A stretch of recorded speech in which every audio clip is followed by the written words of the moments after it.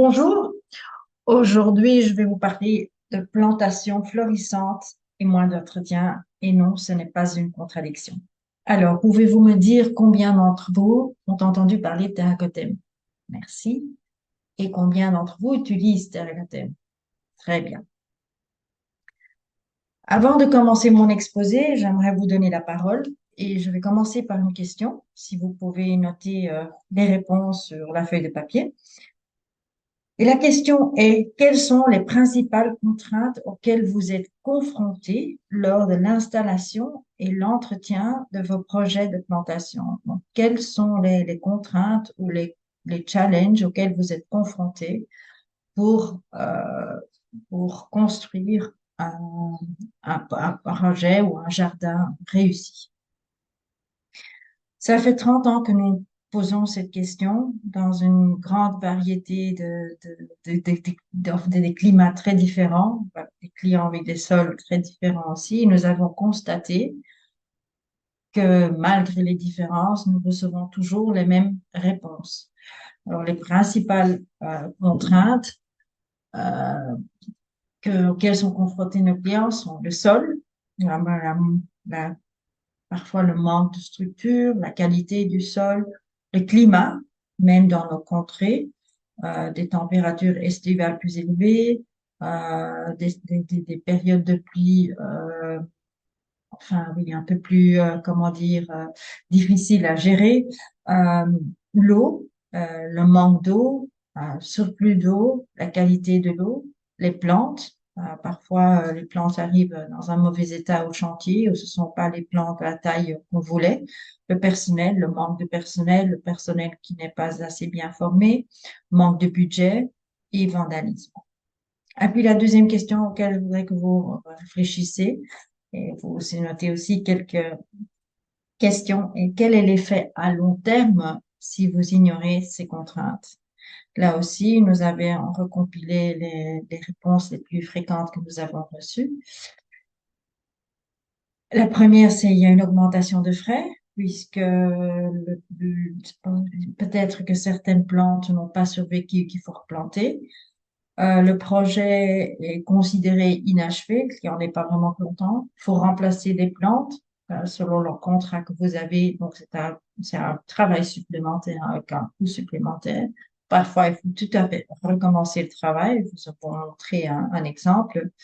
Et ce qu'il fait, c'est qu'il y a une responsabilité plus élevée. Voilà quelques situations auxquelles vous pouvez être confrontés. Donc, il y a un surplus d'eau parce que le sol, tout simplement, ne permet pas d'absorber toute l'eau. Des sols inadéquats, trop pauvres, des trous de plantation inadéquats, euh, des, des températures plus élevées que de coutume. Donc, il faut des apports supplémentaires en eau, ce qui représente aussi un coût en main-d'œuvre à ne pas sous-estimer. Alors, en gazon, là, on peut aussi avoir un enracinement peu profond, ce qui cause beaucoup de problèmes à l'heure de la résistance au jeu, le piétinement, des sols compactés, donc mauvaise structure. Là aussi, on peut pas jouer ou tout simplement des sols qui ne permettent pas une bonne croissance de la pelouse. Et c'est en fait le manque ou les sols pauvres et le manque de précipitation, donc de pluie, qui sont à l'origine du produit Terracotem. Donc, c'est un professeur de l'université qui s'appelle professeur Willem van Cotem, qui, en tant que botaniste, réfléchissait dans les années 80 quelles solutions il pourrait apporter avec son équipe pour combattre la famine et la désertification. De là aussi le nom Terracotem, c'est terre à terre, et Cotem, la deuxième partie du nom de famille du professeur. Donc, en tant que botaniste, il savait très bien ce dont avaient besoin les plantes pour bien pouvoir s'établir et pousser. Et il a commencé à faire plusieurs mélanges, tester aussi bien en laboratoire qu'au champ.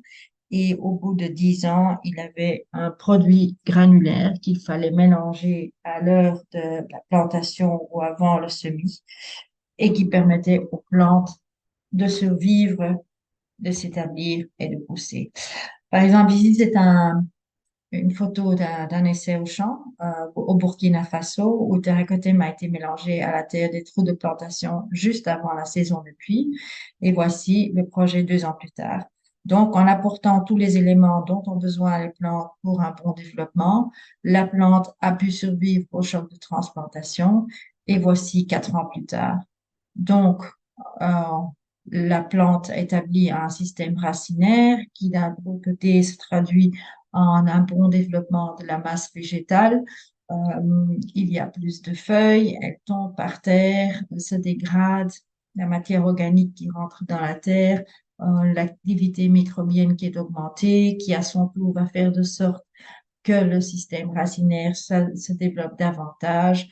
Donc, nous avons au bout de 4 ans, dans ce cas-ci, un tout nouveau écosystème. Il y a aussi plus d'ombre, donc il y a aussi des graminées, des mauvaises herbes qui poussent. Et en ayant aussi une canopée plus grande, cela a aussi un avantage quand il y a des grandes averses, c'est que la précipitation en dessous de la canopée se ralentit et donc permet à l'eau de mieux pénétrer dans le sol et aux racines à mieux l'absorber aussi. Et quand on a un système racinaire mieux développé, il y a aussi moins d'érosion du sol.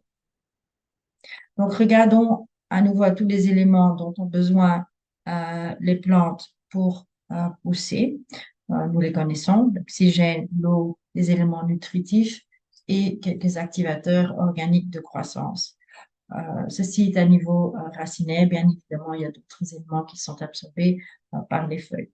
Mais tous les éléments qui sont absorbés par les racines sont présents dans le produit terracoten. Est-ce que quelqu'un parmi vous pourrait me dire en quoi consiste la loi des facteurs limitants, aussi connue comme la loi du minimum de Liebig? Effectivement, cette loi dit que la croissance des plantes n'est pas déterminée par la totalité des ressources disponibles, mais par l'élément assimilable dont la concentration dans le milieu est la plus faible. En d'autres mots, la loi de Liebig est souvent représentée par une tonnelle au duel inégal. Dans ce cas-ci, nous avons la duel la plus courte, c'est l'eau.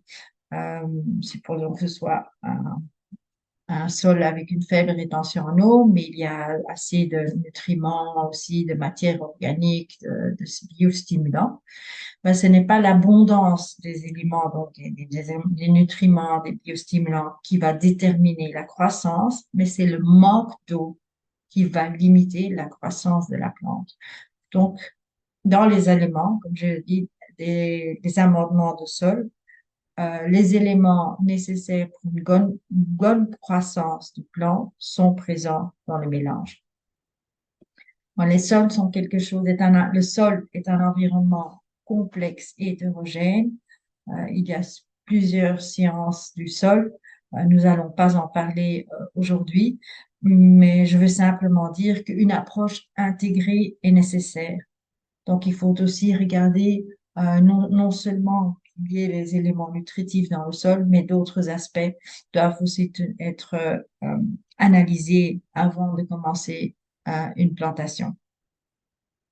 Et les amendements de sol terracotem améliorent plusieurs caractéristiques du sol, notamment par exemple la structure du sol.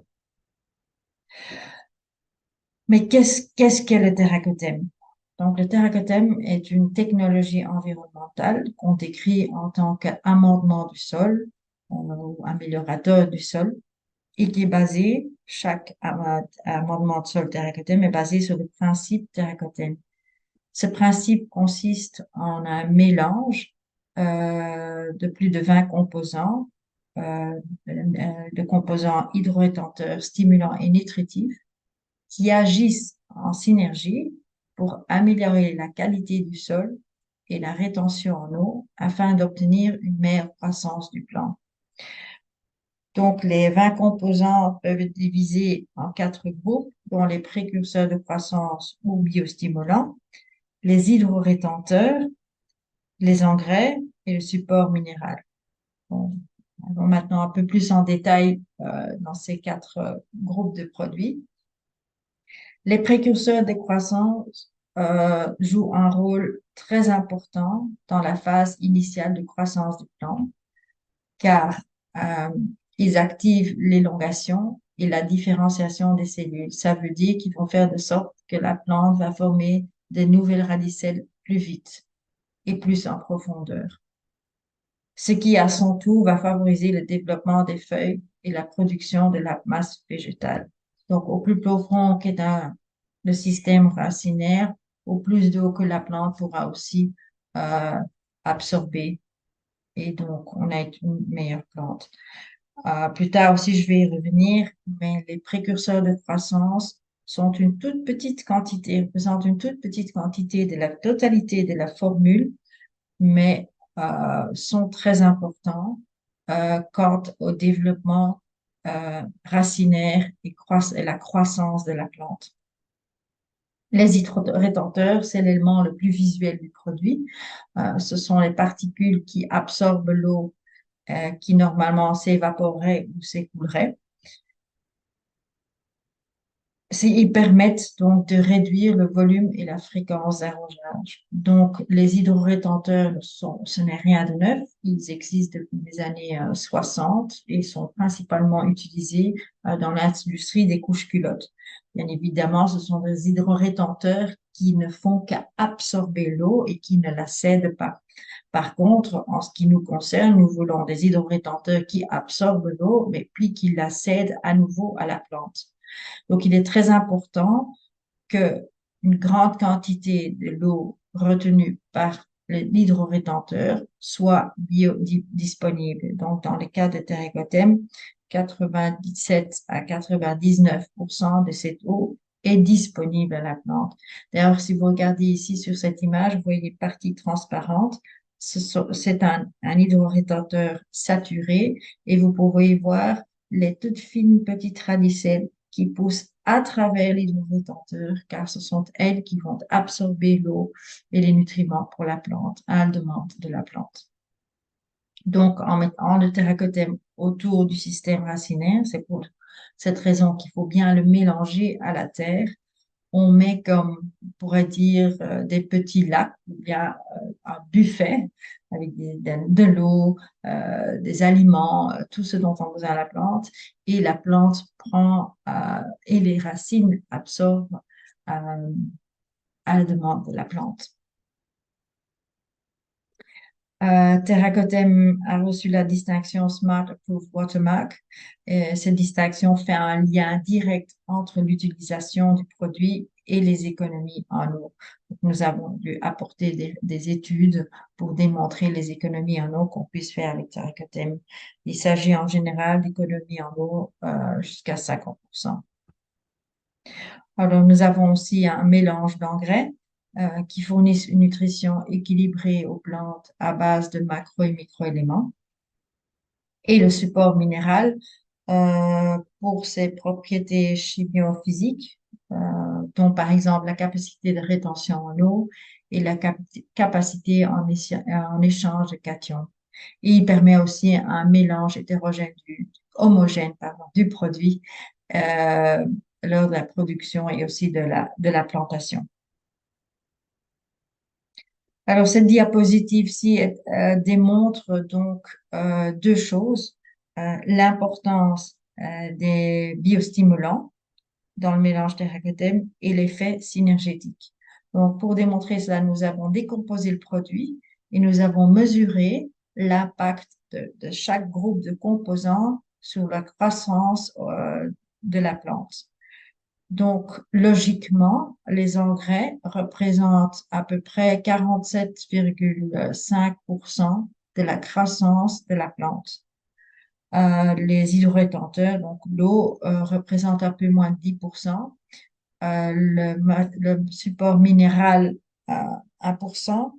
Mais regardez, la partie rouge aussi est représentée par les précurseurs de croissance, donc 0,25% de la formule qui représente 21% de la croissance de la masse végétale.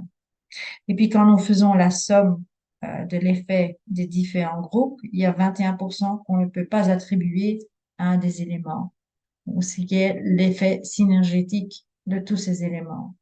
Ce qui veut dire que l'effet de la totalité du produit est nettement supérieur à l'effet de la somme des différents composants. Nous avons notre propre centre de recherche et développement et faisons encore toujours des études avec d'autres institutions et laboratoires. Nous faisons des recherches sur de nouveaux composants aussi, et sur aussi des produits complémentaires.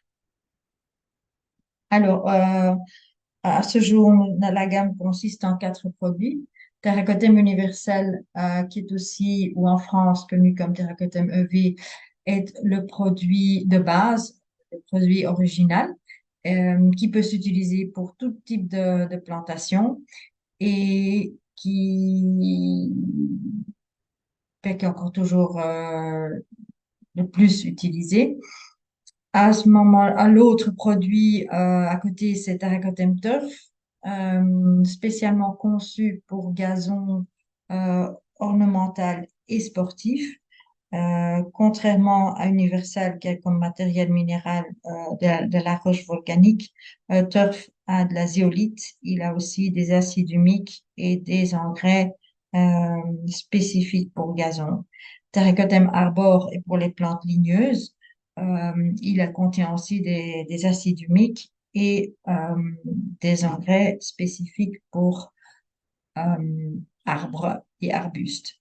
Donc, ces 3 produits-ci sont en fait utilisés une seule fois dans la vie d'une plante ou du gazon. Donc, on l'applique au moment de la plantation ou juste avant le semis. Par contre, il y a des applications où on récolte, où on enlève les plantes chaque saison, comme par exemple les massifs de fleurs ou bien l'agriculture et l'horticulture. Et en enlevant les plantes, ben, on perd une partie des hydrorétenteurs et les engrais et stimulateurs de croissance ont été consommés. Donc, c'est un produit complémentaire qu'on peut utiliser chaque saison pour à nouveau avoir à 100% le terracotum universel à chaque saison. Donc ici, un petit résumé des différentes applications et les doses d'application. Donc pour arbres et arbustes, nous recommandons Terracotum Arbor. La dose d'application, c'est 1,5 g ou 1,5 kg par mètre cube de sol et 1,5 g par litre de terre. Le produit utilisé en petite quantité car il est très performant. Il faut savoir que les hydrants de rétenteurs absorbent jusqu'à 100 fois leur poids en eau. Les jardins suspendus, on recommande un Terracotum universal. La dose là est d'un demi-kilo par mètre cube de substrat. Pour gazon, on recommande Terracotum Turf, 120 grammes par mètre carré et nous insistons sur une profondeur dans la mesure du possible de 20 cm. Je vais vous montrer plus tard pourquoi. En massif de fleurs, nous recommandons Terracotum universal pour la première année et puis les autres années du complément. La dose là est de 100 grammes par mètre carré aussi à 20 cm de profondeur. Et pour les jardinières suspendues ou bac à fleurs, Terracotum universal à 5 kg par mètre cube de terreau. Vous trouverez aussi toutes les méthodes et les taux d'application au revers de notre fiche technique. Alors, revenons à vos soucis et défis que vous m'avez commentés au début de cet exposé. Eh bien, le changement climatique qui fait de sorte que même nos arbres souffrent fort en été et on a des pertes. Comme vous pouvez voir ici, eh ben, le sol est tout à fait sec, mais malgré cela, les arbres sont verdoyants. Terracotem été utilisé en tant qu'assurance vie pour s'assurer qu'ils allaient bien s'établir. Et cette photo a été prise, je pense, 5 ans après. Donc, les arbres sont encore toujours en excellente santé malgré la sécheresse et les températures élevées. Ici, c'est un projet et la photo a été prise de la troisième fois qu'on plante sur cette pente. Donc, c'est une décharge. On n'apprécie peut-être pas très bien sur cette photo, mais il y a une pente assez importante. Et donc, les flancs souffrent fort d'érosion éolienne. Et alors, qu'est-ce qu'ils ont fait de différent la troisième fois comparé aux deux premières tentatives? C'est que non seulement ils ont utilisé du terracotem, mais ils ont aussi creusé des trous de plantation plus grands. Donc, ce que je veux dire, c'est que le terracotem est un très bon outil, va améliorer le sol, mais il faut encore toujours appliquer des bonnes pratiques horticoles. Donc, la taille du trou de plantation aussi est important. Ils sont passés donc, de 0 à d'un taux de survie de 0% à 65 et 75% selon les espèces de plantes. Ici, une autre réhabilitation d'une centrale thermoélectrique, pas très hospitalier comme environnement. Et non seulement la terre était très mauvaise, mais ils avaient aussi reçu des plantes de mauvaise qualité. Malgré cela, ils ont planté avec ce qu'ils avaient. Il n'y avait pas d'autre choix et eu terracotem. Et ils ont obtenu des taux de survie enfin, 65, 75 et même 100% pour certaines espèces. Donc, malgré le fait que c'est un sol très pauvre, très difficile, contaminé et des mauvaises plantes, ils ont obtenu un bon résultat. Un tout autre type de plantation, donc de plantation d'arbres en milieu urbain. Là aussi, pour le paysagiste, il était très important d'avoir un bon taux de plantation car le coût pour remplacer un arbre serait élevé. Ils ont utilisé un sol très poreux, un substrat de lave euh, qui est excellent pour un bon développement racinaire, puisqu'il y a beaucoup d'oxygène, mais d'un autre côté, qui a une très faible rétention en eau et en éléments nutritifs. Donc, en apportant le terracotem, ils ont remédié à ces lacunes. Et ils ont obtenu 100% de survie, si ce n'était que pour un arbre qui a été renversé par une voiture. Et ça me mène à la prochaine diapositive aussi d'un arbre qui a été renversé, mais à Berlin. Regrettable pour l'arbre, mais nous étions contents car ce n'est pas tous les jours qu'on reçoit une photo du système racinaire d'un arbre de taille moyenne euh, où on peut observer donc la formation de radicelles au bout de 6 mois. Donc l'équipe de Parc et Jardin de Berlin était impressionnée par la formation de nouvelles racines en si peu de temps.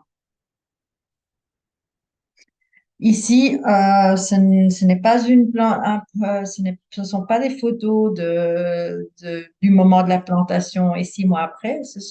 C'est la même, comment dire, c'est le même site de deux plantations faites au même moment avec les mêmes plantes, mais à gauche sans terracotem et à droite avec terracotem. Non seulement on voit une grande différence en croissance, mais aussi il y a 15% de différence en taux de reprise. Donc avec terracotem, dans ce cas-ci, avec 15% euh, plus de reprises, mais surtout une croissance je pense, on peut dire le triple dans ce cas-ci. Bon, les conditions aussi s'y prêtent puisque c'est un sol très pauvre et aussi avec des températures plus élevées. Massif avec du cotonéaster. Là, c'est l'aspect visuel qui est important. faut que le massif soit beau, soit bien verdoyant. Et on voit nettement la différence où il y a à gauche en terracothème encore des endroits dénudés, donc des plantes qui n'ont pas survécu et une croissance inférieure comparée au terracothème. Les toitures végétales sont aussi une excellente application pour le terracothème car en général, ce sont des substrats assez légers et qui ont un manque de rétention en eau et d'huilement nutritif. Ce sont aussi des applications qui souffrent plus ou qui sont plus susceptibles à la sécheresse. Donc, toute aide à ce point de vue-là est la bienvenue. C'est un peu le même principe pour les murs végétalisés. En plus, ils demandent pas mal d'entretien et là aussi, l'aspect visuel est très important, une belle réussite et il y a très peu de flétrissement, donc il faut augmenter la résistance à la sécheresse. Alors, j'ai mis ce jardin privé où terracotta a été utilisé aussi bien pour gazon que pour les graminées, les plantes et les arbres.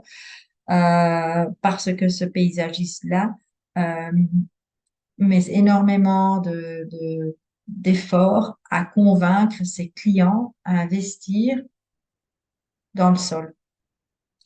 Donc, pour lui, c'est très important non seulement qu'on fasse une analyse de sol, euh, mais aussi que le sol soit amélioré pour créer un environnement, pour ainsi dire, idéal pour obtenir une bonne croissance à longue durée. Donc, tout comme on ne construirait pas une maison sans fondation, pourquoi construire un jardin sans une bonne terre, sans un bon sol et une bonne structure de terre? Donc, il utilise toujours le terracothème pour assurer que tous les éléments soient présents. Il a réussi de ses projets. D'ailleurs, il a gagné un prix pour la plantation pour la plantation des arbres de ce jardin-ci. En ce qui concerne les pelouses et le semis, ben, il y a une meilleure germination, plus rapide et une meilleure croissance. Je vous avais parlé de l'importance de la profondeur d'application de terracothème. Ici, vous voyez, c'est un gazon différent à nos contrées, c'est du kikuyu en Australie à différentes profondeurs, donc à 20 centimètres à gauche, à droite,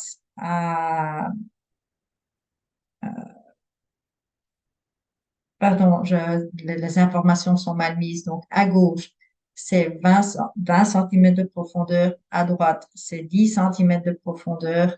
Et euh, le témoin, on voit à peine donc, les racines qui atteignent 9 cm de profondeur. Donc, quand on met tous les éléments pour favoriser le développement racinaire, on voit comme quoi les racines vont aussi jusqu'à cette profondeur-là. Commonwealth Park, ce fut le premier parc à Gibraltar. Gibraltar a très peu de terre, c'est un rocher. Donc, ils ont dû fabriquer, pour ainsi dire, substrat de la terre pour ce projet-là. Et c'était une terre assez légère, mais il fallait aussi là augmenter la rétention en eau et en éléments nutritifs. Le gazon venait de l'Angleterre. Et puis à Gibraltar, il y a quand même des températures élevées et aussi beaucoup de vent. En plus, puisque c'est un parc, il savait aussi qu'il serait fort piétiné, donc très important d'avoir l'enracinement profond pour pouvoir résister à tous ces éléments. C'était un gazon de plaquage. Et ici, les gazons de plaquage sont aussi très susceptibles à la sécheresse. Et surtout au début, il faut qu'ils s'installent très vite à la terre. Et là, on voit le développement racinaire au bout de 8 jours. Donc, plein de nouvelles radicelles. Et aussi, ceci, par exemple, est un gazon hybride donc, qui normalement sont installés sur des substrats très sablonneux. Là aussi, pour les mêmes raisons, la profondeur à nouveau, euh, pour, pour, euh, pour stimuler le gazon à pousser les racines en profondeur.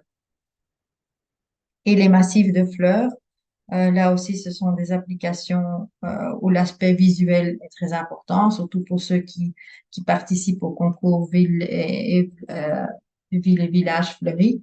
Cette photo-ci a été prise à la fin de l'été.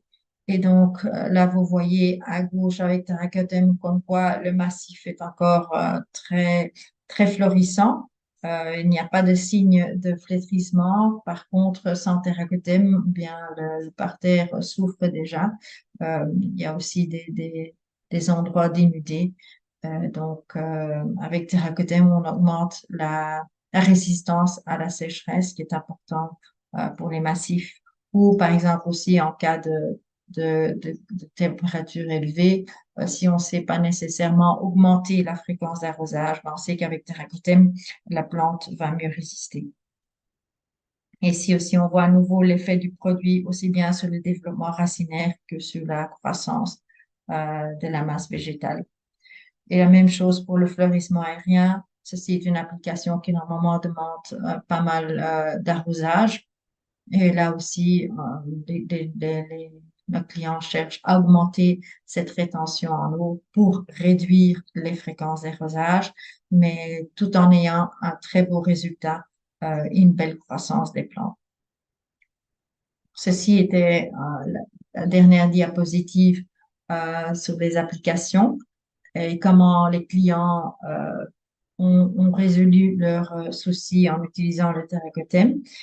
Nous avons 5 minutes pour les questions, donc je prendrai la première question. À qui? Oui, merci. Alors, une question que nous recevons souvent est sur quelle est la durée de vie du produit.